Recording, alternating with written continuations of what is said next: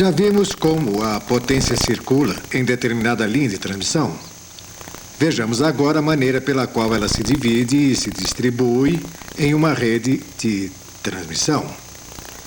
Suponhamos que temos duas barras, barra A e barra B, ambas operando em 115 kV e ligada por duas linhas de transmissão, uma delas em 230 kV e a outra em 115 kV. Suponhamos ainda que os transformadores têm, cada um, capacidade nominal de 100 MVA e impedâncias de 5%, ou seja, 0,05 por unidade. Não esqueçam que a impedância por unidade varia na razão inversa do quadrado da tensão.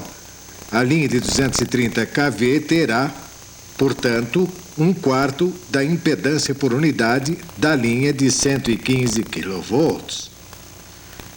Coloquemos alguns números em nosso diagrama. Se dizemos que a impedância da linha de 115 kV é de 0,4 por unidade, segue-se que a impedância da linha de 230 kV é de 0,1 por unidade. Tudo numa base de 100 MVA, que é a capacidade dos transformadores. O que aconteceria se tivéssemos de transferir 100 MW de potência da barra A para a barra B? Como ela se dividiria? Veremos que a potência se divide na razão inversa das impedâncias dos dois circuitos. Quanto maior a impedância, menor a proporção de fluxo de potência. O fluxo será maior na linha de 230 kV. Pondo isso em uma equação, tem-se que o fluxo de potência na linha de 230 kV é igual ao fluxo total dividido pela relação impedância de 115 kV dividida pela soma da impedância de 115 kV mais a impedância de 230 kV. Temos, portanto, que a impedância do circuito de 115 kV é 0,4. A impedância do circuito de 230 kV é 0,1 por unidade, mais 0,05 por unidade para cada transformador do circuito, o que nos dá um total de 0,2 por unidade. Note-se que foi preciso levar em conta a impedância de todo o circuito entre a barra A e a barra B, o que inclui as impedâncias dos transformadores. Portanto, temos 0,4 no numerador e a soma 0,4 mais 0,2 no denominador. Multiplicando essa fração pelo fluxo total de 100 MW, obtemos um fluxo de 67 MW no circuito de 230 kV, e isto significa que o fluxo no circuito de 115 kV será de 33 MW.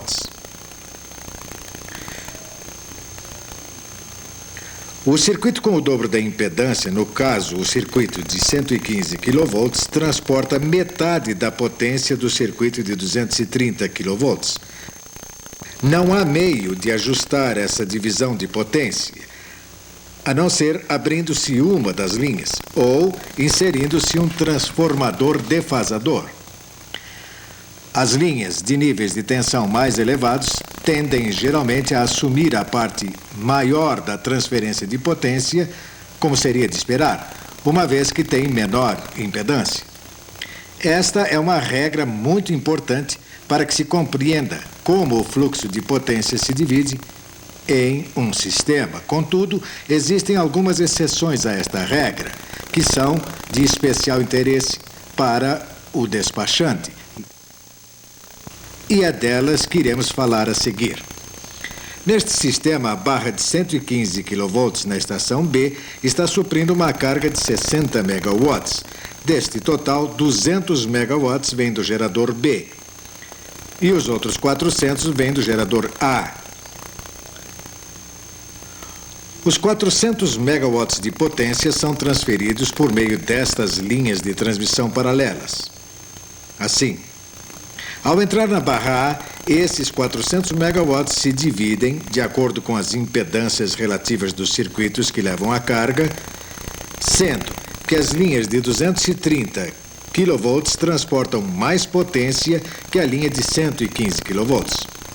O resultado será um fluxo como este, no qual as linhas de 230 kV transportam 155 megawatts cada, e a linha de 115 kV transporta 90 megawatts. Suponhamos agora que a linha 2 de 230 kV tenha de ser desligada para manutenção. O que acontece nesse caso? A potência que inicialmente circulava na linha 2 tem de se redistribuir entre a linha restante de 230 kV e a linha de 115 kV, sempre na razão inversa das impedâncias, inclusive dos transformadores.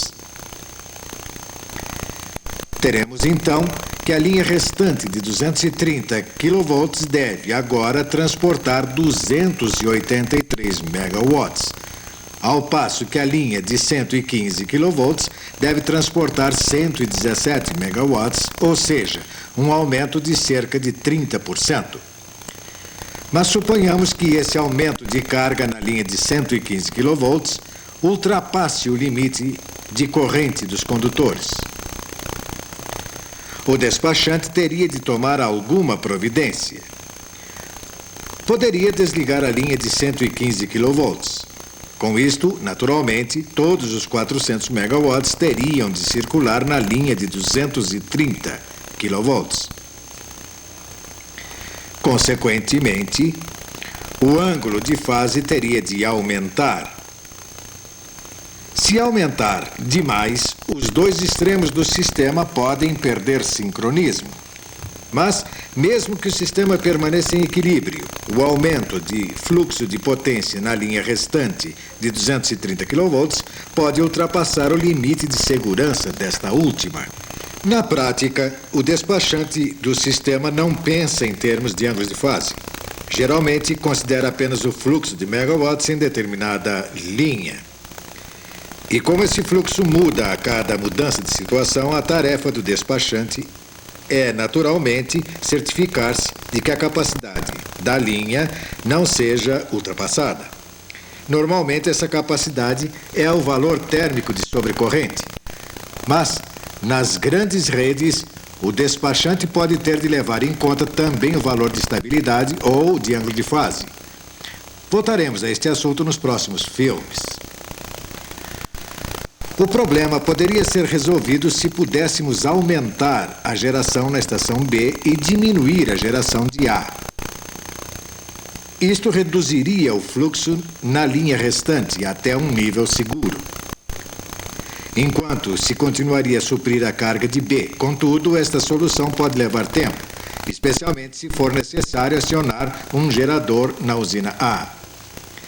Se tudo mais falhasse, o despachante teria de rejeitar carga no sistema B. Temos aqui o caso de uma linha aérea em paralelo com um cabo subterrâneo. Suponhamos que ambos tenham a mesma capacidade de transportar corrente, embora o cabo tenha uma impedância por unidade muito menor que a da linha aérea. O cabo irá transportar bem mais da metade da potência. Se a impedância da linha for, digamos, 5 vezes maior que a impedância do cabo, este transportará 5 vezes mais potência que a linha. Em certos casos, a capacidade de transporte de potência do cabo pode ser ultrapassada. Como distribuir a potência, de modo que a linha aérea transporte uma proporção maior? Um método fácil e relativamente barato de redistribuir o fluxo de potência é o uso de um transformador defasador, o qual, como o nome indica, altera o ângulo de fase entre pontos específicos de um sistema. Na verdade, os defasadores ajustam o ângulo de fase de modo a levar ou forçar a potência a distribuir-se em circuitos paralelos de uma forma diferente da distribuição natural. Pois bem, retornando ao nosso exemplo da linha aérea em paralelo com o cabo subterrâneo, vemos que a diferença de ângulo de fase entre a barra A e a barra B é de 5 graus. Tratemos agora de inserir um transformador defasador na barra A. Isto altera o ângulo entre os circuitos subterrâneo e aéreo na barra A, o qual passa de 0 para um avanço de 10 graus na linha aérea. O ângulo de fase na linha aérea aumenta para 13,4 graus, aumentando assim o fluxo de potência na linha. Isto faz com que o fluxo de potência no cabo diminua e, consequentemente, reduz o ângulo de fase de 5 graus para 3,4 graus. O que nos leva a uma conclusão importante, ou seja, que o defasador não controla a potência total. Controla apenas a divisão entre os circuitos paralelos. Não há motivo pelo qual um transformador defasador não possa, ao mesmo tempo, transformar os níveis de tensão. Se for necessário transformar tensão no mesmo ponto em que se tem de instalar um defasador, é bastante econômico combinar as duas funções. Na prática, os despachantes normalmente não se preocupam com a mudança de ângulo de fase no transformador. Geralmente, estão mais interessados na mudança de fluxo de megawatts em uma linha que tem um defasador. Com efeito, as instruções de operação dos defasadores mostram a mudança de fluxo de megawatts em função da posição dos taps. A tabela naturalmente muda quando as condições do sistema mudam com a abertura ou a adição de uma linha. Existe mais uma exceção a todas as regras de fluxo de potência que vimos até agora. Trata-se do caso da linha de transmissão em corrente contínua, ou CC. Como se lembram, mencionamos em filmes anteriores as linhas de transmissão em corrente contínua, bem como os usos dessa corrente e a economia relativa em comparação com linhas de corrente alternada, mas também no tocante ao fluxo de potência, a transmissão em CC é bem diferente da transmissão em corrente alternada. Por quê? Ao contrário da corrente alternada, a corrente contínua não precisa de um ângulo de fase entre os dois extremos da linha para que haja fluxo de potência. Com efeito, o conceito de ângulo de fase não se aplica à corrente contínua. Isto porque as tensões e correntes em CC têm magnitude constante, seja positiva ou negativa. Não oscilam em curvas senoidais, como no caso da alternada, e, portanto, não pode haver uma relação angular de fase entre tensões e correntes contínuas. Tomemos, por exemplo, este sistema, o qual tem uma linha em corrente alternada em paralelo com uma linha em corrente contínua, suprindo a carga da barra B. O ponto R indica o local da estação retificadora, onde a alternada é transformada em contínua.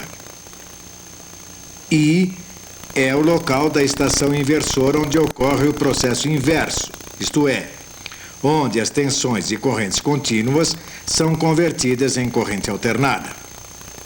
Suponhamos agora que a linha em corrente alternada esteja sobrecarregada ao ponto de perder sincronismo, ou seja, subsequentemente desligada. Embora a diferença de ângulo de fase entre as barras A e B seja agora bastante grande, dada a perda de sincronismo entre as duas, a linha em corrente contínua continuará a operar, suprindo a potência à carga.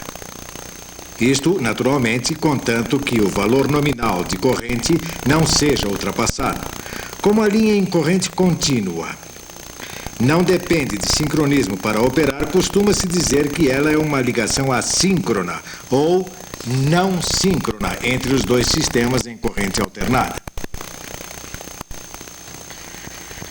No caso da linha de transmissão em corrente contínua, o fluxo de potência entre as barras pode ser controlado ajustando-se às características de retificação e inversão.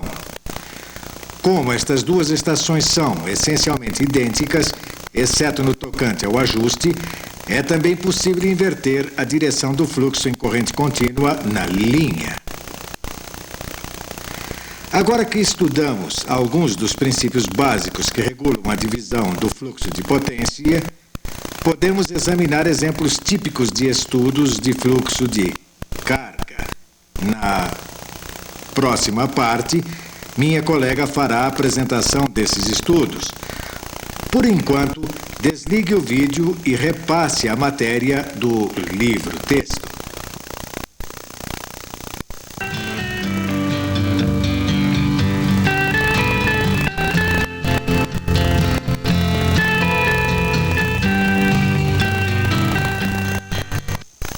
Até agora, vimos alguns dos princípios básicos do fluxo de potência, usando modelos simplificados de sistemas elétricos e mecânicos.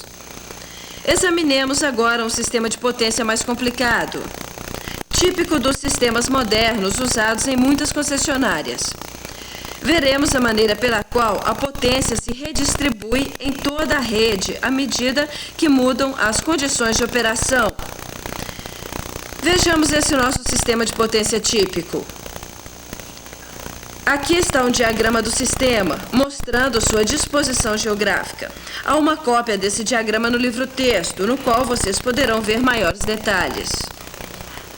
O sistema possui subsistemas de transmissão de 345 e 138 kV, em um arranjo semelhante ao de muitos sistemas reais. As linhas azuis do diagrama são linhas de transmissão de 345 kV, enquanto as linhas verdes representam as linhas de 138 kV. Temos aqui as usinas geradoras de energia. 5 usinas a combustível fóssil, uma hidrelétrica e uma nuclear. Os círculos menores são as subestações. As usinas ficam um tanto afastadas do resto do sistema. Esta aqui fica a 80 milhas, ou seja, 130 quilômetros de distância, enquanto a hidrelétrica fica a cerca de 200 milhas, ou 320 quilômetros. Existem também interligações com o leste, o norte e o oeste. Essas interligações representam conexões com sistemas razoavelmente grandes, a uma distância considerável do nosso sistema, cada qual com sua carga e geração próprias, podendo comprar e vender energia. Aqui vemos também o nosso sistema, desta vez sob a forma de um diagrama unifilar. Vemos as conexões das linhas e transformadores com as várias barras de ambos os níveis de tensão. As de 138 kV são indicadas em verde e as de 345 kV são indicadas em azul. Estas setas verdes representam as cargas supridas por estas subestações.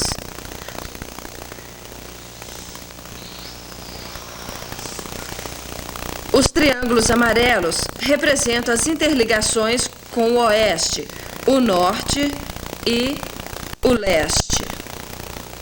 Os círculos representam as usinas geradoras. Esta aqui, neste canto, é a usina nuclear. Esta é a hidrelétrica. E os outros círculos representam as usinas que usam combustível fóssil. Chamamos de caso base o caso em que o sistema opera em condições normais, sem nenhuma paralisação, com todas as linhas e usinas ligadas. Os cálculos são feitos para determinar os fluxos de potência e vários outros parâmetros em vários pontos do sistema. Por exemplo, Vejamos mais detalhadamente a extremidade sudoeste de nosso sistema de potência. Estes números mostram os resultados do cálculo de fluxo de carga no caso base. O que eles indicam? Para cada ramificação do sistema, temos os valores em megawatts e megavars, bem como as respectivas direções de fluxo. Para cada barra, vemos a tensão por unidade e o ângulo de fase em graus em relação ao ponto de referência do sistema. Neste sistema em particular, a barra de 345 kV que vemos aqui é a barra de referência, de modo que o seu ângulo de fase é zero. Na barra de 138 kV do sudoeste, temos um ângulo de fase de menos 6,1 graus. Estas condições do caso base são determinadas para o restante do diagrama. Vocês podem ver os cálculos completos no livro-texto. Aliás, todos os exemplos usados em nossa discussão são mostrados em detalhe no livro-texto. Naturalmente, esses cálculos, como seria de esperar, são normalmente efetuados por um programa de computador. É óbvio que o sistema não funciona continuamente, como no caso base. Por exemplo, mudanças de condições, como a paralisação de uma linha, pode provocar sobrecargas nas linhas adjacentes. Vejamos o efeito da retirada desta linha de 138 kV que liga subestações de Centro-Sul e Sul e transporta 79 megawatts. O programa de computador calcula a mudança de circulação em relação ao caso base e esses valores são indicados no diagrama que vemos aqui, o qual costuma chamar-se de diagrama de fluxo incremental. Por exemplo, haverá uma circulação de 29 megawatts a mais na subestação do sudoeste para a subestação sul. Lembre-se, estamos mostrando apenas uma parte do sistema. A circulação mudará também em outros pontos do sistema. E o que acontece com os megawatts que vinham circulando na linha que agora está paralisada? Estas outras 3 linhas que entram na estação sul terão de compensar a diferença. Como se vê, esta linha transporta 29 megawatts a mais, esta 27 megawatts a mais e esta 25 megawatts a mais. E vejam o que acontece com as diferenças de ângulo de fase nas 3 linhas que transportam essa carga extra. Aumentam em cerca de 5 ou 6 graus. Isto porque, quanto mais potência circula em uma linha, maior será a diferença de ângulo de fase nesta última. Além disso, a tensão na subestação sul cai em cerca de 4% devido à perda da linha. Outro aspecto interessante deste caso é que a subestação de sudoeste passa a suprir 6 megawatts adicionais ao sistema, a fim de compensar as perdas adicionais do mesmo em decorrência da redistribuição de potência. Como já vimos, quando as perdas aumentam, a geração deve aumentar. Na prática, costuma-se designar um gerador ou um grupo de geradores para suprir qualquer potência adicional necessária a fim de manter o sistema em equilíbrio. Em nosso sistema, a usina de 345 kV do sudoeste é a usina que supre essa capacidade adicional. Vejamos agora o extremo leste do sistema. Que efeito terá a remoção de uma das linhas paralelas de 138 kV que ligam o leste às subestações do nordeste? No caso base, essas linhas transportam 138 megawatts cada. Vejamos agora estes fluxos incrementais quando a linha é removida. Poder-se-ia esperar que o circuito mais direto, ou seja, a outra linha de 138 kV, assumisse a maior parte da potência, mas, como vemos aqui, ela transporta somente 41 megawatts adicionais. a maior parte da potência, 91 megawatts, é desviada para o circuito de 345 kV.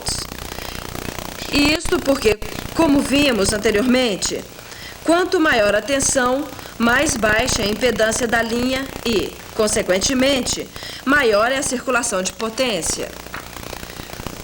Podemos ver outro exemplo de maior circulação de potência no circuito de menor impedância se retirarmos uma das linhas paralelas de 345 kV entre sudoeste e oeste. Essa linha transportava 247 megawatts, como vemos aqui no caso base. Agora, com a linha paralisada, os fluxos incrementais são estes. Note-se que a linha restante de 345 kV assume 201 megawatts, ou quase toda a diferença. Mais uma vez, isso se deve ao fato de que a linha de 345 kV tem impedância muito menor que o circuito alternativo de 138 kV. Iremos ver ainda outros exemplos, mas antes, façamos um pequeno intervalo. Desligue o vídeo e estude a matéria correspondente no livro-texto.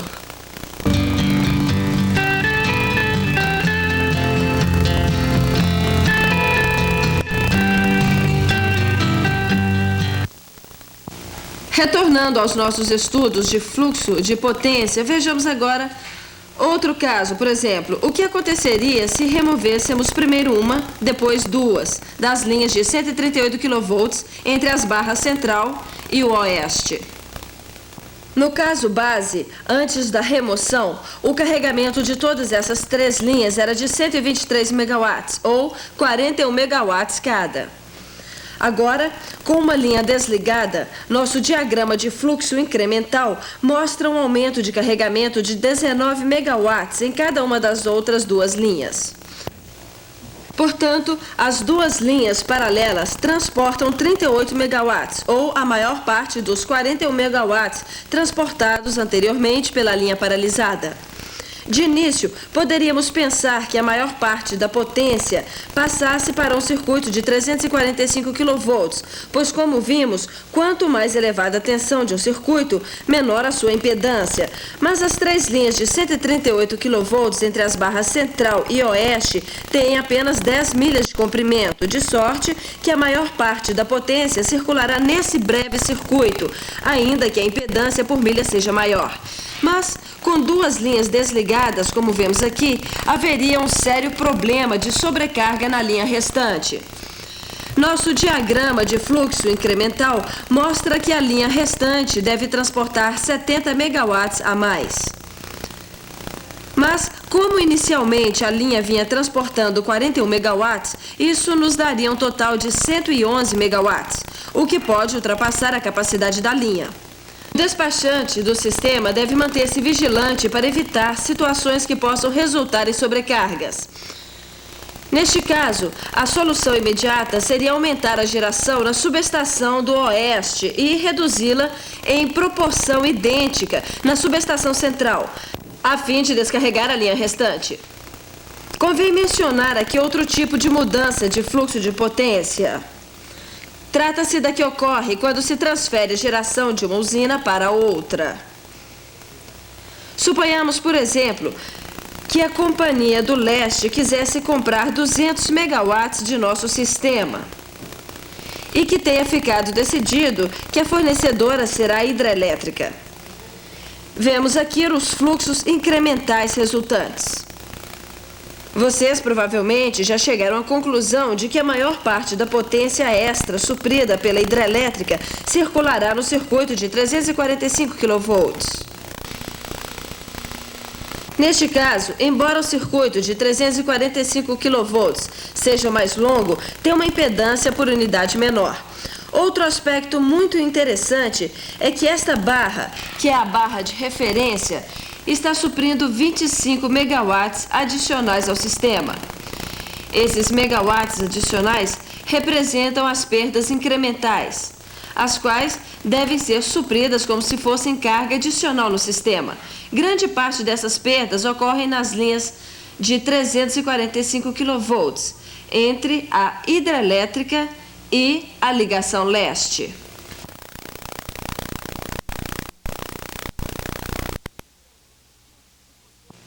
Todos os exemplos de fluxo de potência que acabamos de discutir utilizam fluxos incrementais de potência, ou seja, a mudança de fluxo de megawatts em uma linha em decorrência da paralisação de outra linha, ou de certa mudança de geração. Tendo calculado todos os fluxos incrementais para determinada condição, podemos compor uma tabela como a que vemos aqui. Esta é a chamada tabela de fatores de distribuição e nos proporciona um método rápido de calcular o fluxo em determinado circuito, em determinada condição ou conjunto de condições. Por exemplo, quando removemos do sistema a linha de 138 kV do centro-sul para o sul, ela estava transportando 79 megawatts. Chamamos este fluxo original de 1 por unidade, ou 100%. Depois da remoção da linha, 29 megawatts desse total de 79 passaram para a linha sudoeste-sul. Esses 29 megawatts são, naturalmente, o fluxo incremental da linha sudoeste-sul, provocado pela remoção da outra linha. Isto corresponde a 36,71% do fluxo original da linha removida e aparece em nossa tabela como 0,3671. A tabela de fatores de distribuição responde à pergunta: se eu remover esta linha, qual a proporção da carga que circulará nesta outra? Uma rápida consulta à tabela mostra que 36,7% do fluxo original da linha removida passará a circular na linha sudoeste-sul. O despachante pode, então, verificar se esta carga adicional, combinada com a carga original da linha, irá exceder a capacidade da mesma e, se esse for o caso, planejar meios de controlar qualquer problema de sobrecarga. E mais uma coisa, como se vê, alguns dos números da tabela têm sinais negativos. Isto simplesmente indica que a direção do fluxo é oposta à ordem na qual os nomes das barras aparecem na tabela. Em outras palavras, o fluxo incremental da linha sudoeste-centro-sul, em virtude da remoção desta linha, toma a direção de centro-sul para sudoeste. Vimos neste filme boa quantidade de matéria sobre os fundamentos do fluxo de potência em um sistema típico em regime permanente.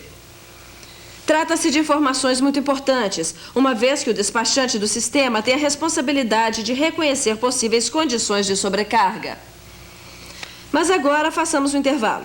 Desliguem o vídeo e recapitulem cuidadosamente este assunto. Quando voltarmos no próximo filme, falaremos dos vários métodos de controlar quedas e elevações de tensão em um sistema elétrico. Até lá!